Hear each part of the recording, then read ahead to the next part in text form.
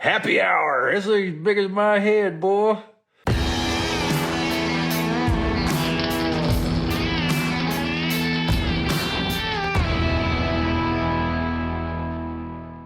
Yeah, gonna kind of wait here. I got a special guest gonna join me on this call.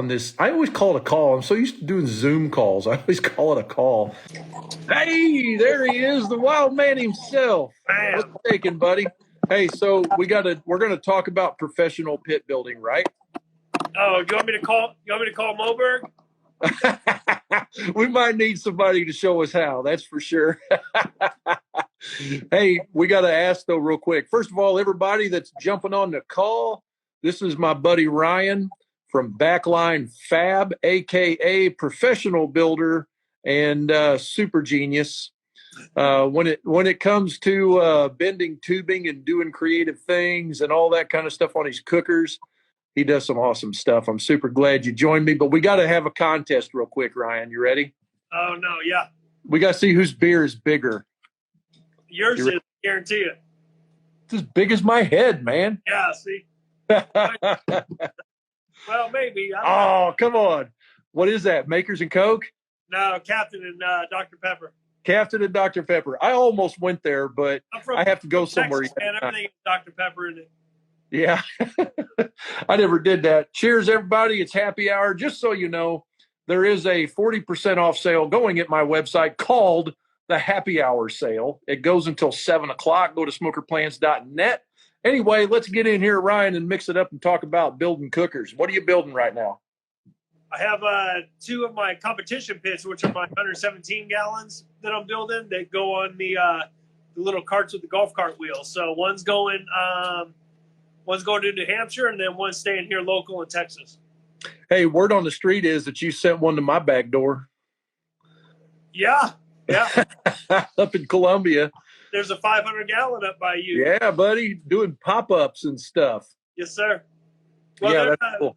brick and mortar. They're going brick and mortar right now. Yeah. Tim Eisenhower, I believe his name is. Super good dude. I'm going to go up there and eat some chow up at his place. Yeah. But so hey, did you don't go taking pictures of my pit, though. Well, I did the other day on one of Sonny's. I was gonna go in there, but it was in a chain link fence. So me and Aaron, my buddy, Aaron Voigt down there, we ate Eric's Barbecue in Phoenix, Arizona. I think it's a suburb of Phoenix, but man, that guy's throwing down some good food, man. So you saw the black one on the trailer? Yeah, I saw the black one on the trailer. I haven't actually went there and ate food yet, but yeah. Yeah, mm-hmm. Leland owns that one. Yep. Mm-hmm. Oh, you mean the one in Arizona? Yeah. Oh, no. That's Eric's Barbecue is the one I went to. Yeah, that guy. I haven't seen that one yet. Okay. But that guy, Eric's Barbecue has got a joint. I don't even know what street because I'm still all screwed up where I was. It's somewhere around Wigwam kind of area. That's where I'm staying. Because us in the central part of the world, our streets go all over the place. If you go to Phoenix, it's all a straight grid. It's like a piece of grid paper, you know. We always said, my grandpa always said, you can always tell when a Frenchman designed the town or the German guy designed the town because if the German guy designed the town, it's all squares and rectangles. If the French guy did it, it's all zigzag. All over the place. So, anyway, so if you had one, this is one question I wanted to ask you. If you had one piece of advice, now bear in mind, most of the people that follow me at SmokerBuilder here are guys that are aspiring to become professional pit builders of some sort, either doing it for on the side or just doing it for fun, or some guys actually want to fire their boss and do this for a living. If you had one piece of advice for that crowd of dudes, what would you tell them right now? I would tell them to follow your own vision and your own, aspirations, and don't copycat anybody, because that's going to make you stand out from everybody else. Yeah, dare to be your different. Own person, right? Your own pit. There's a lot of people out there that do that, and when you see people copycat you, it's kind of a pat on the back, but also you're kind of like, think of your own stuff kind of deal. So be the guy that thinks of your own stuff and rise above the crowd. That's all. Yeah. I would agree with you on that. There's a few things I think about this once in a while. There's so many good ideas out there, and as far as like the basic components, how many different ways can you make a component? Well, then you just kind of need to really get in there and start being creative, and it can be challenging, but it is the thing that sets you apart, especially just not even just like hinges and handles and stuff like that. It could simply be rectangle or square cook chambers. Like I'm working on a project right now for one that I don't think anybody's ever built that I know of except us. And it's for a barbecue restaurant. The design is, and I'm super excited about that. We're maybe putting a different kind of a thing on Texas barbecue pretty soon because he's in Texas. Oh, man. But yeah, I'm excited about that. But okay, so favorite kind of cooker to operate on your own? Big, Well, small, that's little. Cooker is it's a huge word, I guess, because that could go across the spectrum. Me, myself, personally, I like to cook on live fire. I like to taste a live fire food a lot better than, smoked meats and stuff like that. And it don't kill me. I mean, it is what it is. That's my own personal preference. But if I could cook on live fire all the time, that would be my specialty, I think. That's the California coming out in you. That's right, West Coast. West Coast, tri-tip and stuff. Yeah.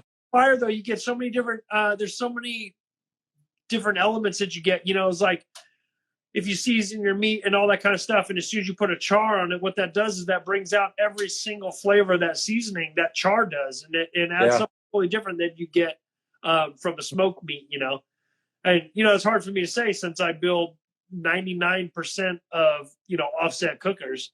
Yeah. But the live fire thing is pretty much my jam, So that live fire cooker that you had up at the Royal when we were hanging out, what would you call that thing? That thing is amazing. That's called the multi-tool. That's a multi-tool. Disc, and it's got all the cooking grates, the plancha, the hanging, stuff, everything. You can do anything on it. And then when you're done and it's cold out, we didn't have that problem at the Royal. It was hot as shit. But I just took it to San Antonio. And when it's cold out, you take all the stuff off, you load the fire in there. Now you have a stand-up fire pit, So yeah, pretty awesome. Sure. That thing was awesome, man. I mean, it's an attention getter for sure because people walk by and they see a pineapple hanging over that fire and all the other stuff. It just like, wow, man. Yeah, it's just like, we had all the fingers coming by our camp. It was weird. Yeah. Hey, our buddy Magna Chef's on here. I just saw him go by. Guys, if you don't know who Magna Chef is, type in Magna Chef BBQ glove. Ryan's got his right there. Man, them things are the best. There's actually a video in my profile back, I don't know, a month ago or so, where I was actually holding a live fire in my hands in those gloves, and they are awesome. Yeah, he's down in. You guys can see them. They stand up when you need to store them. They just stand up on their own. Throw them in the dish machine. 100%. Great gloves. By the way, that was not a solicited advertisement for Al there. That was just like straight up, we're fans.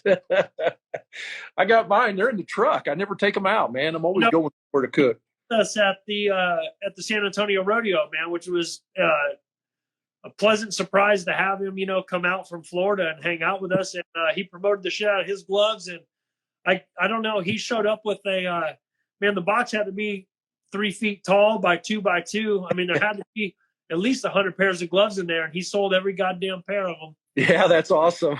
Everybody wanted them. It was awesome. And we did live demos. We did live demos right there. There wasn't a point in time where Al wouldn't walk over and just grab a piece of coal out of the multi-tool or one of the fire pits and be like, this is how it works. Yeah. People they just started throwing up money right in his hand. He's like, here we go. Give us our gloves. Brisket Medic here. Awesome deal to have him around. Absolutely. Brisket Medic says, pretty good guy for a firefighter. Yeah, Al's a firefighter by day. So, so let's see what's coming next. What are you doing next with Backline? What's your big target? Anything you're going to try to release this year? New product? Anything like that?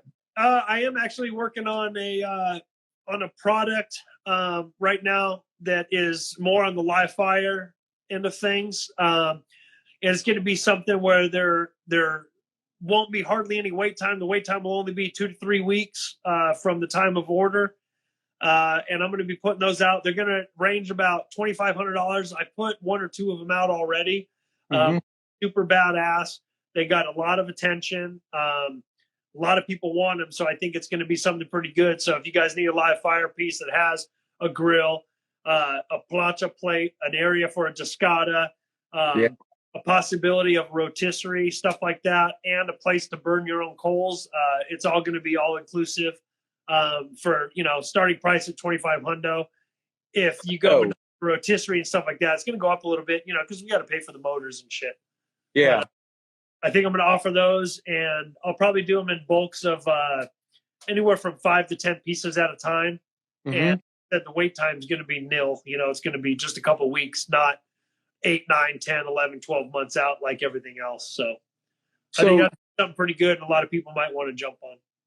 Yeah. So saying what you just said, what do you think the biggest single problem in barbecue pit building is right now? Wait time. Wait time. Dude, it drives me nuts. It makes me sick to my stomach, man, because I'm so far behind on my own end, and I have so many pits to build that it's like, you get an email from someone, and all of a sudden you just feel super bad, and you feel like a piece of shit because you're behind schedule, and the stress that it adds to everything, it really puts a damper on you, and the whole time you're really not a bad person. It's just you're just behind. It just is what it is, and I work myself, and we're out on shipments and all the other stuff, and then honestly, like today in Texas, we had a half a quarter inch of snow, so all of a sudden the whole state shuts down. Down for 2 days where I can't even go to the shop, because of ice and stuff. Yeah. It's kind of pathetic, but I mean that's the gist of it. I'm not gonna ruin my truck and end up in a ditch, man, just to try to get a cooker done, because at the end of the day, man, we're building cookers, man. It's not life or death situations. They're grills that cook food. So, man, I used to say that all the time because I refrigerated business so long for commercial food equipment and supermarket stuff, and I mean, freaking, it didn't matter. Walmart's got ice cream melting, dude. You got to get down there. I don't even care if you're having a baby right now in the hospital. It doesn't even. You got to go freaking get the ice cream to not melt, And you're like, it's ice cream, man. So I used to say fire trucks and ambulances, is what it felt like. And then, as soon as I got out of that trade, it's like, dang, this is what it should be like, man, because like barbecue is not fire trucks and ambulances. We could just sit back and have a beer, until the lead time gets too long, and then we got problems. Yeah.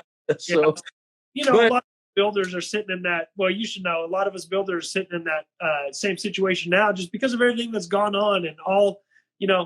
Believe it or not, you guys, if y'all watch the news, there's so much shit still that's out in, that's still sitting, floating out in the coast that we can't even get a hold of yet. It's beyond our. So we're doing the best we can, in our control. And I'm trying to catch up. I got some new ways of doing things where we're knocking stuff out quite a bit faster. And I just shut up, Barton. I saw. So if anyone knows, Barton and I were really, really, really tight buddies. He's one of my best friends, and we talk shit to each other, so that's expected. And he can cook good too. He can, yeah. Well, that's because he uses me to lean on. I give him a little. I tell him what to use. I got. Yeah. Not what happened. Not what happened. Hey, so we got a question down here, Ryan. I'm going to let you field this one. I'm going to try to pronounce his username. It's Jorgelt. Do you have a method for adding the right size firebox? Of course, I publish mine all the time, but I want to hear what you have to say. Like, what do you do for firebox size? Do you have any kind of rule of thumb or something you could recommend? What's funny is I don't have any kind of degree or thermal science, engineering thought process, because that's like kind of beyond me. I'm not Frank Cox. He knows a lot of shit. But what I kind of have based all my stuff on, and it actually has been 100% effective, and my pits run really efficient and pretty even. I base all my stuff on, because my background before I ever even got into any of this, and before I got this in the movie business, was car audio and video. And I always base stuff on building like a subwoofer enclosure. A subwoofer needs a certain amount of airspace in order to hit its peak performance. And so what I look at airspace in the cook chamber compared to basically my amplified airspace, which would be my firebox. And so I'll build my firebox according to the cook chamber for where I think is going to be best performance of pushing that hot air through that cook chamber. So that also brings up another point where some people do the collectors or the bigger stack elbows into whatever. And mine are just straight flow elbows into the same size pipe.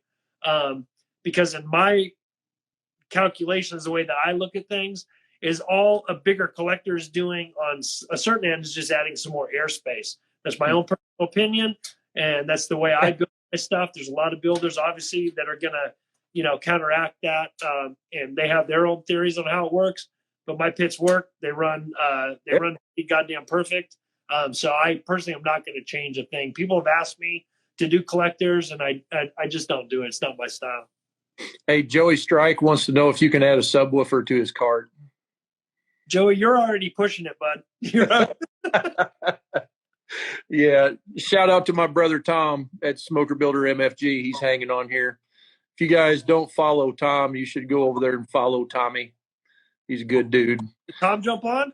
Yeah, Tom, he's just in the comments down there. He's trying to steal our secrets. Oh, I see. Broadcasting across the internet. He says, "What the heck, man?" For a conversation we had, Tom, we got to reconnect. Yeah. Hey, so anyway, I had another question I wanted to ask you. Let's see if I can get it back here. It was on along the same terms there, but I lost it. She gone. Anyway, ask me a question. You probably were wondering where I got the snazzy haircut from. But dude, I ain't wondering about that haircut right now. You got to tell me. Secret. It's a secret. So, yeah, let me ask you a question. So you're doing this, you're doing the SmokerBuilder.com. You're doing your welding class, right? Freak, yeah, dude. During your welding class, are you like just teaching welding stuff, or are you actually teaching like pit building during your welding class? So it's different in every single course, basically. The main in-person class is highly focused on whatever, like we interview everybody when they come in the room. We want to get a feel about like, where's everybody at right now? How basic does this class be?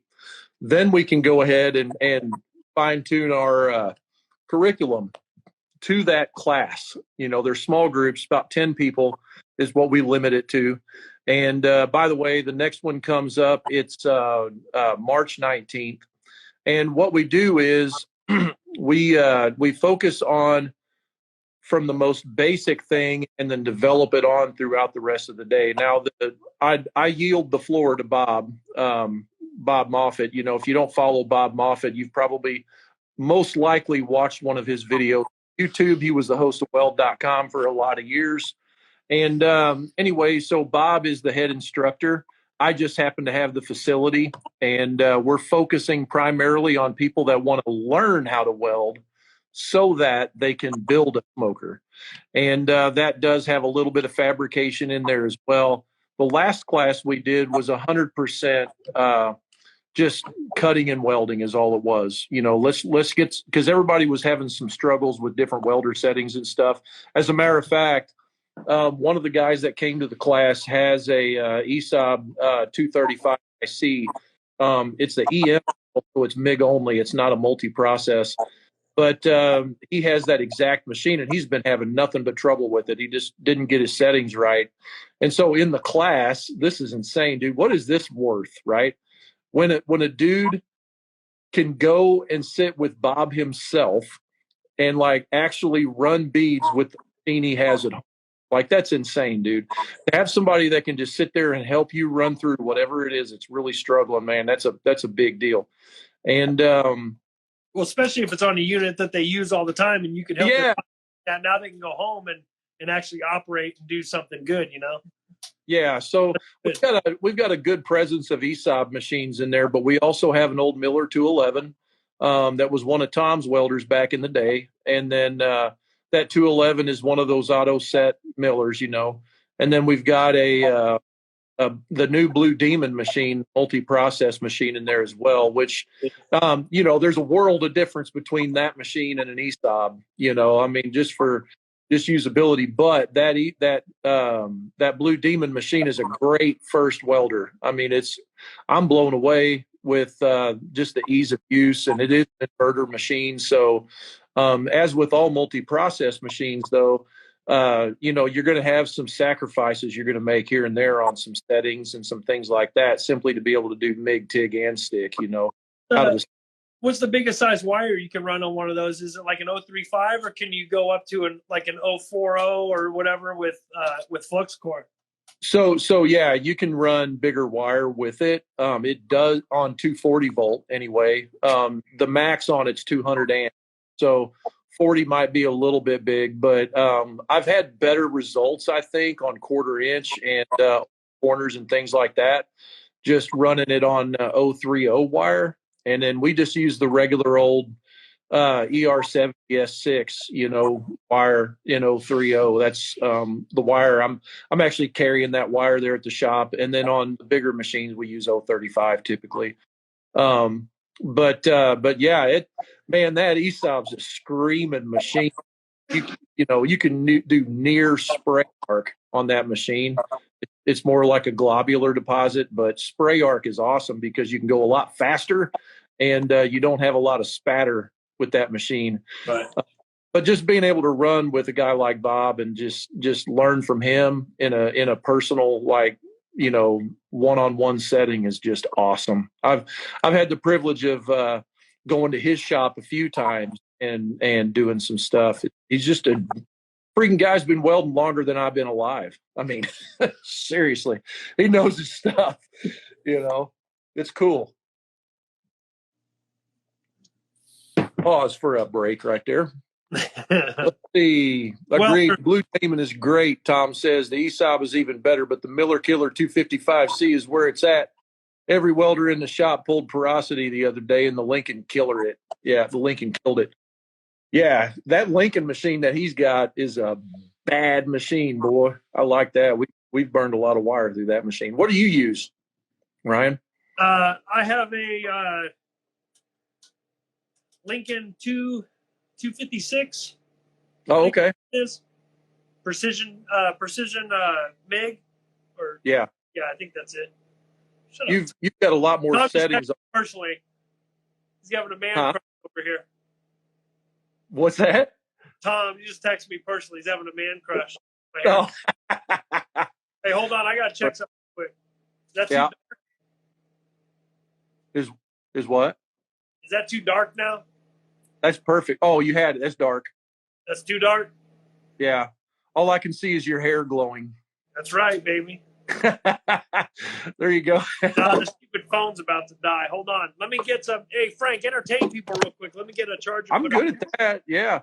Hey, just so you know, you've got 30 minutes left to go to SmokerPlans.net and take advantage of the happy hour sale. I'm running at 40% off every set of Smoker Plans on the entire website.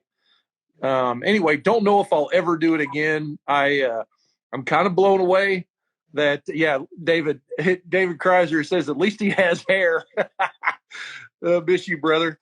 Anyway, get on over there because we've got every single set of plans 40% off, just in case you're looking to build your own cooker. If you're not looking to build your own cooker, guys like Tom and Ryan and all these cool cats that are in here watching can build it for you. I don't know where Ryan went, but his camera is still running. And so if you don't follow Ryan, you should follow him. He actually does quite a lot of work, like fabrication-related work for cool people in Hollywood, usually a lot of rigging-related stuff. but Backline Smokers is his profile. And Backline Smokers, or Backline Fabrication, is Backline Smokers, which is his smoker company. So I also see now that his phone there has the spinning wheel of something happening right there. So has anybody got any questions real quick? Ryan seems to have a dangerous area there, many sharp knives. Yeah, I see the sharp knives behind him. Tom says you got a dangerous work area. There's many sharp knives behind you. Yeah. Don't fuck around. That's awesome, man. So anyway, I was just telling them about some of the Hollywood work you do. Can you go into that a little bit? Yeah, which part do you want to get into? Like, what's the coolest thing you ever made? That's kind of a hard question. Not trying to toot my own horn or not, but I made a lot of cool shit. Hey, I got to interrupt you on that statement. The thing I heard the other day, so you're in business, so you have to be known, you have to be a marketer, right, to get attention. And so the guy said, the Fall Guy truck. What? Man, I love the Fall Guy truck. Anyway, the guy told me, he said, if you don't toot your own horn, nobody else is going to toot it. So you better toot your horn, Ryan. So go for it. Tell us the coolest thing you ever built.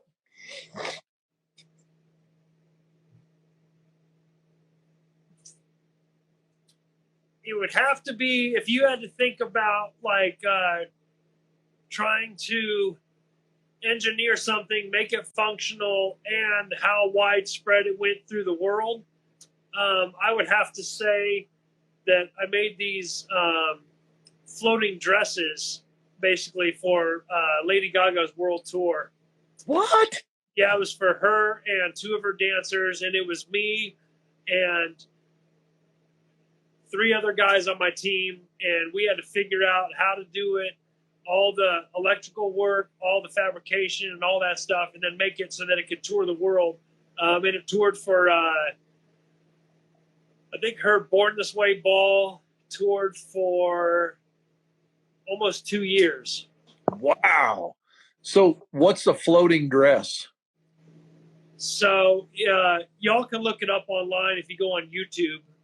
You can look up Lady Gaga Born This Way ball and look up the song Bloody Mary, and you'll see what I'm talking about. So there's her and two of her dancers. They're on stage, and basically they move around the stage and everything, but they're not like walking. They literally look like they're hovering like ghosts. So we made that. Wow. And they go from A stage to B stage and then back to A stage again. So that had to be cool. Pretty cool, pretty badass. And on that same tour, I made her Born This Way ball album cover is basically her looking like she's the forks of a motorcycle, like with the wheel in the front. She wanted to duplicate that for her tour. So me and my guys, we built her a trike that she hand operates with her fingertips through the forks of a motorcycle. Wow. That she also drives around the stage. Those have to be probably two of the coolest things that I've ever made. Wow, man. That's awesome, dude. Yeah, that was all through a company that I worked for out in Hollywood, obviously. Yeah. So how long did you do that kind of stuff? 10 years. 10 years, man. Yep. Yeah. Wow. I worked in the studio for 10 years and then moved here to Texas. Worked for an architectural steel fabrication company for 2 years. Left there and opened up Backline Fabrication just to get back into the studio stuff. Did quite a bit of things for South by Southwest out here, which is our music entertainment festival thing that they do. And then as soon as our first year of South by was done, I did stage props for Katy Perry's Witness Tour. And then right after Katy Perry's Witness Tour, I did Pink's Beautiful Trauma Tour. So wow. those are some other cool props that we did. And then it was within a year after that, the smokers started picking up a little bit, started doing a lot more of the smokers and restaurant game. I built all the smokehouse cooking equipment for Banger Sausage House here in Austin. That's on my list this year. I want to go there, dude. You got to do it. It's a pretty badass place. I am building some more equipment for them coming up here soon. So once I got done with their stuff, then it was 9 months after that, whatever, COVID hit, and business went to a halt, and then everyone got their Trump bucks and started buying smokers. So we've been in the backlog on smokers ever since. Ever since, man. Yeah, Tom and I had the best day of sales we ever had, boy, and freaking immediately after that, it was impossible to get inventory. It's crazy. Right? And it's just like been that way for everybody in the business, man. Nobody can freaking get caught up. It's the craziest thing. But anyway, called them Trump bucks. Oh my gosh, that's hilarious. Funny. Yeah. So did you finish your little girly drink there? You must be talking to Barton. Yeah, I know you ain't talking to me. Well, you said rum and Coke or whatever it is. Dr. Pepper. I'm almost done. I figure Barton's still on this feed. He's probably drinking some kind of Lipton tea with spritzer water or something. Okay, now you got to be honest. Okay, I'm gonna ask you a question. It's not gonna happen. I'm gonna ask you a question. You ready? Favorite barbecue rub? Wait, no. Let me preface what I'm telling you here. So with my boy Ben, my youngest. Hang on. This dude right here. Okay. So what I do is I do this rapid fire. I ask questions. I'm like, did you do it? Did you like it? Was it any good? Blah blah blah. And he's just like hammering out the answers. I want to try to pull that off here. It's hilarious. Okay. So you gotta say first thing comes to mind. Well, favorite barbecue rub. I'm going to show you right now. It's a new one. Uh-oh. I just got it. God darn it. I can't see. Here we go. Oh. American PitMasters. Wow. What's the bottom part say? I can't read it. It's backwards and small. That's because it says Frank can't use this because it's only used by professionals. Is that what it says? Oh my goodness. Okay. Oh, because I have you on the backwards thing. That's right. It says, wow, steak seasoning great on beef, chicken, and pork. Yeah. Hashtag PitMaster US. Oh man. So this is a Arnie Tex rub. Okay. Yeah, check it out under American PitMaster Company. Cool. Pitmaster.us is the website. www.pitmaster.us. You can find them on Instagram at PitMasterUS with the hashtag PitMasterUS. Look him up. He's got a cool YouTube page too. So there's a lot of people how to cook using all his rubs and stuff too. But this has got to be my favorites right now. I just cooked those steaks tonight with this. It's really good. Barton turned me on to it. Is that Arnie's rub or is that a rub that? No, it's it. Yeah, Arnie Tex. Yeah. He's cool, man. He's been there a long time doing that. Yeah. So that just totally shot my rapid fire questioning thing. Why? What happened? Well, because we took a long time to explain it. We gotta go blah blah blah blah blah blah blah blah. I had to push my boy. Make sure you guys go out and buy this shit. Hey, it's all good. Man, we can roll slow. We don't have to go fast. I just think it's funny when people are like, "Yep, nope, yep." Hey, this ain't no rapid fire. This is like we're gonna push everybody. Ask me some crazy shit about Barton. I'll tell you everything about him. Tell me some crazy shit about Barton. We probably all need to be sitting around the multi-tool before we have that conversation. Yeah. You've been around. You've been there live. Hey, so all right. The next question is favorite brand of knife. Do you have any like really cool knives that you use besides what you get at Restaurant Depot? Uh-oh. You got the bag. There's my Dow Strongs. Yeah, Dow Strong? Okay, I've never had a Dow Strong. I'm going to have to check it out. These knives are fantastic. I have the Delta Wolf series. Look that up online. Dow Strong Delta Wolf. Okay, will do. Shout out to Dow Strong there. Ryan approved. I was calling me. The next one is what hang on, I had it. 1 second there. Dude, what's your favorite Santa Maria rub? You fell off the left coast over there. What's your favorite? Favorite Santa Maria rub from the left coast? I don't have it up here. It's called Santa Maria. Is it the Cattleman's? Hold on, let me see. I'm gonna see if I can grab it real quick. They got one that's just like super coarse that I really like. Do you guys have Sprouts where you're at? You don't have Sprouts store? Hold on real quick. I'm gonna see if I can find one. Barton says you can't play the game because you can't answer quickly. Because I'm trying to show samples. Barton's an idiot. He don't even know what he's talking about. I bet I get Barton on here. He'll go bam, bam, bam. But yeah, rub and knives and things like that are fast for him. Okay, I know what else to ask. Okay, go ahead. I don't have a sample. It's in the box. Favorite welding wire, brand of welding wire? ESOP. Okay. Favorite alloy? What number? Oh man, come on. Nobody knows that. No. Just say whatever the parts house has. Yeah. ER70S6. That's the one everybody has. Okay. Favorite welding hood? Yeah. Why are you even asking me that thing? Favorite weld what? Welding hood. I have the I think it's the Miller. The Miller? Yeah, I got a Miller. I think it's the Miller Elite something or other. It's the American flag one. Oh yeah. I had one of those one time. Long time ago, probably. I've had so many welding hoods. Back in the day when it was cool. Yeah. Right. Favorite welding glove? I don't have one, man. I haven't found one that I really like yet. I actually saw you post those Blue Demons, so I might want to give those a shot. Dude, those are badass. I gotta just stop the train. You go through them and they're like diapers, man. You're like, this is shit, and then you throw it away.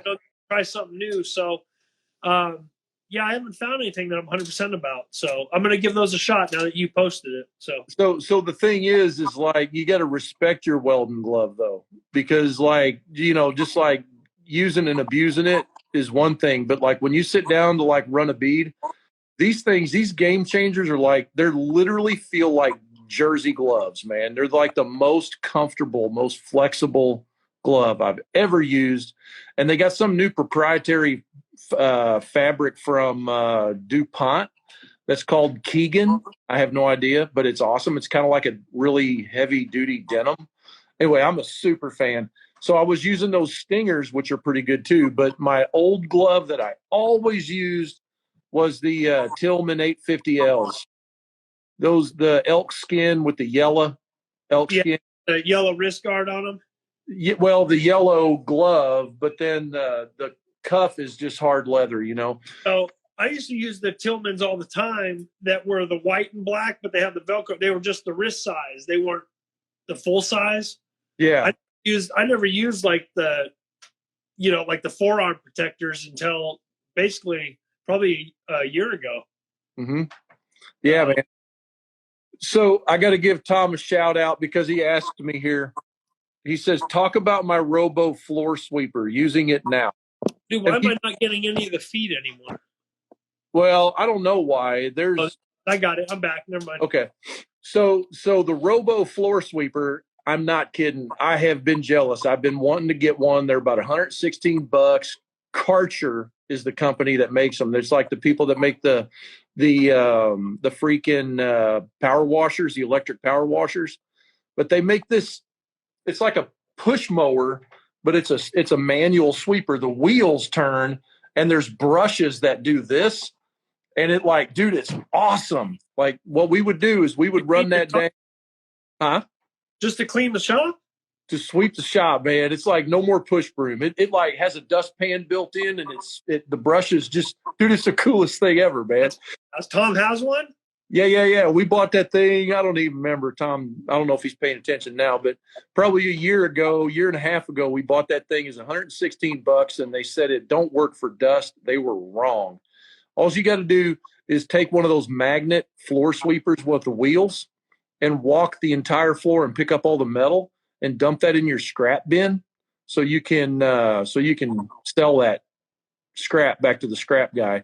And then you take the little sweeper thing and you sweep all the dust up. Man, it is the best because that floor is like 18,000 square foot over there, man. I wouldn't want to sweep that with a push broom. Well, I've been there. It took us 10 minutes to walk from one side to the other.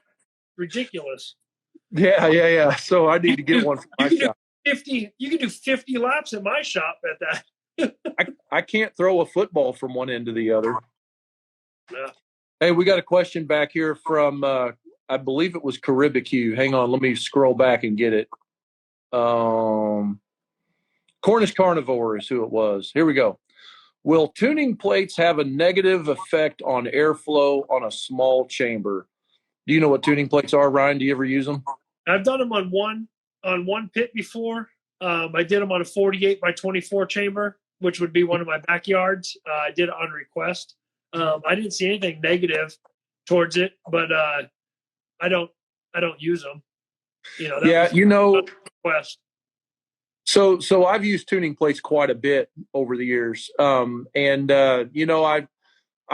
always watched my door thermometers and just kind of felt the door, like felt the cook chamber and used my hand for a thermometer and stuff like that. But recently, I decided to go ahead and throw one of them Inkbird digital thermometers on the cooking grates and just see what it did. Well, I've always been the guy that cooks for appearance, not for appearance and tenderness, not really paying really close to attention, except for like when things go wrong. Then I really go back and think about temperature and stuff. But anyway, there was quite a difference with the tuning plates. There's quite a bit of temperature difference between the cooking grate temperature and what the door thermometers show, right? And so one day I've got a different pit that I just pulled them all out of it and just ran it raw, just right, dead open. I got to tell you, that was the best brisket I believe I've ever cooked. It's just wide open. So I don't believe they have a negative impact on airflow. That Cornish Carnivore guy was asking. I don't believe they have a negative impact on airflow. I just believe it's whatever result you're looking for. Like Horizon. Have you ever seen Horizon, how they do theirs? Or some of the older Yoder pits? They just have a single plate that runs the full length of the cook chamber. And then they start and Tom and I actually had some baffle plates we designed for the old Oklahoma Joes and all that stuff for retrofit parts. But they started at the firebox with a really small hole, like 1/4 inch. And then as it went the length of the cook chamber, the holes progressively got bigger. And then once it got to the other end of the cook chamber, they were about 1.5 inches wide. And so it just kind of gives it an opportunity to distribute that smoke across the plate. And it works pretty okay, I guess. But I still think I got a better result just doing one brisket on that pit, wide open, no problems. What do you do on your cookers? Do you have some kind of a baffle that you like? On mine, I don't, like I said, I don't do the tuning plates or nothing else. I do a deflector baffle coming from the firebox to the chamber. Mm-hmm. And then just to throw the heat down towards the bottom, just to stop it from basically hitting that first part of the grate right away. It does cause a little bit of a hot spot, but I am on to something new that I tried on my pit that I like very well, that I am starting to add to the new pits. After I get about 6, 7, 8 of those out, and I see how the results go from, feedback from my customers. My customers are pretty cool about letting me know like what they're experiencing and stuff, which helps develop the product even better. So the stuff that people are getting now is probably way better than what they're getting, 3 years ago, just because of research and development, I guess you could call it. So I did try something on mine. I love it on my pit. But, I also know how to run my pit because I'm the one that designed it. So I guess that's kind of messed up, Yeah.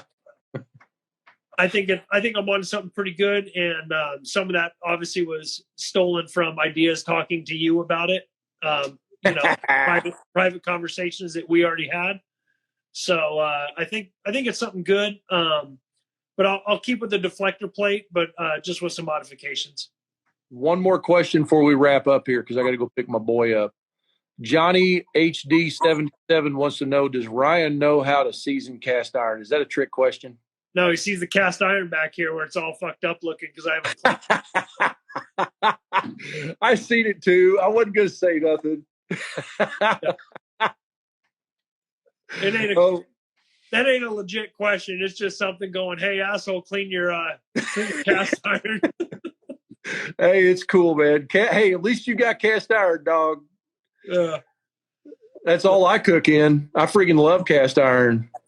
Yeah, they're pretty awesome, man. I'm glad I finally got into them. You know, it was a while before I have it, and then it's nice cooking on them. I didn't even see that skillet until he asked that question. I'm sitting here staring at it the whole damn time. I should have known. Yeah, it's dirty. I gotta clean it. Because what happened last time, what I literally did is I took it off the grill, I wiped it down with the paper towel, and then I stuck it back up on the rack, and I'm like, whatever. That's hilarious, man. All right, brother. Dude, I've had a freaking good time. I got to drive through. So we had 2 inches of ice before we had 8 inches of snow. So I got to run through all that to go pick my boy up at work. But anyway, dude, I freaking love hanging out with you, man. And I'm so glad you joined me on this call. And we're going to do it again. Thanks for the invite. We should do it all the time. What's that? I said, yeah, thanks for the invite. We should do it all the time. Absolutely, man. And next time we'll get somebody else on here with us, huh?